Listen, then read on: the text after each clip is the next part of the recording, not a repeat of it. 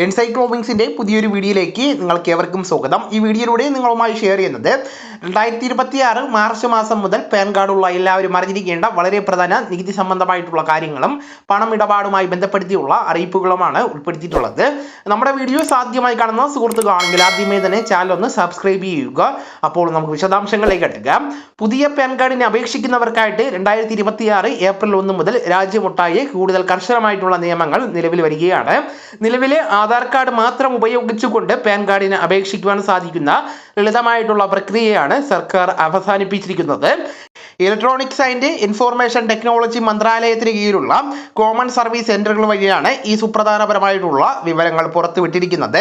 2026 March 31 വരെയാണ് Aadhaar card മാത്രം തിരിച്ചറിയൽ രേഖയായിട്ട് സമർപ്പിച്ചുകൊണ്ട് പാൻ കാർഡ് സ്വന്തമാക്കുവാനുള്ള കാലാവധി ഉണ്ടായിരുന്നത്. ഏപ്രിൽ 1 മുതൽ ഈ സൗകര്യം അവസാനിക്കുന്നതോടുകൂടി പുതിയ അപേക്ഷകൾ ആധാർ കാർഡിനോടൊപ്പം തന്നെ അധിക തിരിച്ചറിയൽ രേഖകൾ കൂടി നിർബന്ധമായിട്ട് ഹാജരാക്കേണ്ടി വരുന്നതാണ്. സങ്കീർണമായിട്ടുള്ള നടപടിക്രമങ്ങൾ ഒഴിവാക്കുന്നതിന് ആഗ്രഹിക്കുന്നവർ മാർച്ച് 31-നകം തന്നെ അപേക്ഷകൾ സമർപ്പിക്കണമെന്നാണ് അധികൃതർ നിർദ്ദേശിക്കുന്നത്. പുതിയ പരിഷ്കാരത്തിൽ ഏറ്റവും പ്രധാനപ്പെട്ട മാറ്റം ജനന തീയതി സ്ഥിരീകരിക്കുന്നതിനായിട്ട് അധിക രേഖകൾ നിർബന്ധമാക്കി എന്നതാണ്. ആധാർ കാർഡിൽ ജനന തീയതി രേഖപ്പെടുത്തിയിട്ടുണ്ട് എങ്കിലും ഇനി മുതൽ അത് മാത്രം മതിയായിരിക്കില്ല. പകരം സർക്കാർ അംഗീകരിച്ച മറ്റ് ഔദ്യോഗിക രേഖകൾ കൂടി അപേക്ഷയോടൊപ്പം തന്നെ സമർപ്പിക്കേണ്ടതായിട്ട് വരുന്നതാണ്. ജനന തീയതി തെളിയിക്കുന്നതിനായിട്ട് അപേക്ഷകർക്ക് താഴെ പറയുന്ന ഏതെങ്കിലും ഒരു രേഖ അധികമായിട്ട് സമർപ്പിക്കാവുന്നതാണ്. അതായത് ജനന certificate, voter ID card, passport, driving licence, അല്ലായെങ്കിൽ SSLC സർട്ടിഫിക്കറ്റ് എന്നിവയിൽ ഏതെങ്കിലും ഒന്ന് ആധാർ കാർഡിനോടൊപ്പം തന്നെ ഹാജരാക്കേണ്ടത് നിർബന്ധമാണ്. മറ്റൊരു പ്രധാന മാറ്റം അപേക്ഷാ ഫോമുകളിലാണ്. 2026 ഏപ്രിൽ 1 ശേഷം പഴയ അപേക്ഷാ ഫോമുകൾ സ്വീകരിക്കുന്നതല്ല. അപേക്ഷകർക്കായിട്ട് പരിഷ്കരിച്ച പുതിയ ഫോമുകൾ സർക്കാർ ഉടൻ തന്നെ പുറത്തിറക്കുന്നതാണ്. പുതിയ നിയമങ്ങൾ അനുസരിച്ചുകൊണ്ടുള്ള വിവരങ്ങൾ രേഖപ്പെടുത്തുവാൻ പാകത്തിലുള്ള മാറ്റങ്ങളായിരിക്കും ഈ ഫോമുകളിൽ ഉണ്ടായിരിക്കുന്നത്. പാൻ കാർഡിലെയും ആധാർ കാർഡിലെയും വിവരങ്ങൾ തമ്മിലുള്ള പൊരുത്തമാണ് മറ്റൊരു പ്രധാന നിബന്ധന. പാൻ കാർഡിലെ പേരും ആധാറിലെ പേരും തമ്മിൽ അക്ഷരത്തെറ്റുകൾ ഇല്ലാതെ കൃത്യമായിട്ട് തന്നെ പൊരുത്തപ്പെടേണ്ടതാണ്.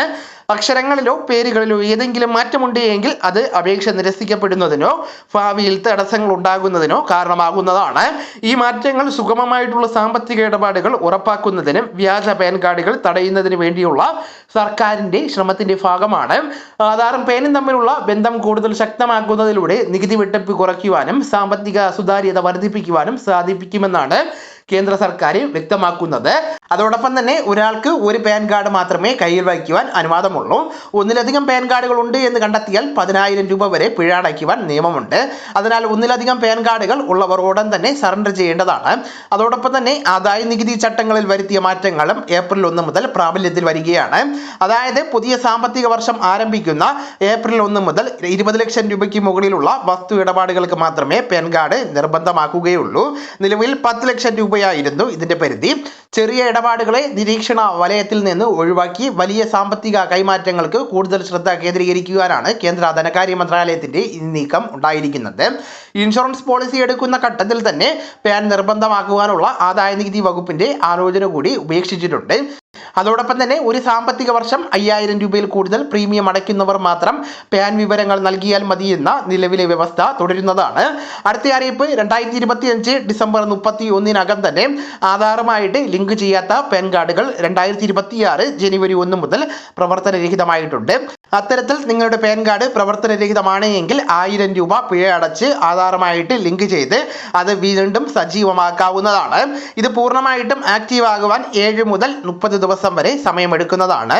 അതിനാൽ പാൻ കാർഡ് ഗുണഭോക്താക്കൾ ഇക്കാര്യം ശ്രദ്ധിക്കാനായിട്ട് ശ്രമിക്കേണ്ടതാണ്. വളരെ പ്രധാനപ്പെട്ട ഈ വിവരങ്ങൾ നിങ്ങളുടെ സുഹൃത്തുക്കളിലേക്കും മറ്റു ഗ്രൂപ്പുകളിലേക്കും കൂടെ ഷെയർ ചെയ്യുക. നമുക്ക് തുടർന്നും വിജ്ഞാനപരമായിട്ടുള്ള മറ്റു വീഡിയോസും ആനുകാലിക വിവരങ്ങളുമായിട്ട് വീണ്ടും കാണാം. അതുവരെ ഗുഡ് ബൈ.